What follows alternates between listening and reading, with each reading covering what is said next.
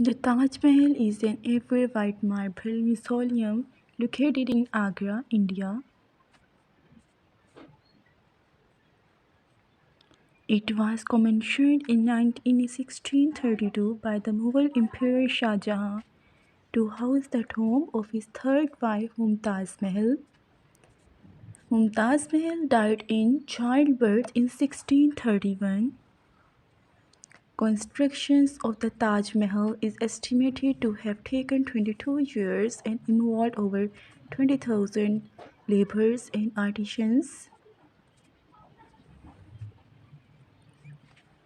The mausoleum is the centerpiece of the 17-acre complex that includes a mosque, a great house, and formal gardens. The Taj Mahal is widely recognized as the jewel of Muslim art in India and one of the universally admired masterpieces of the world's age.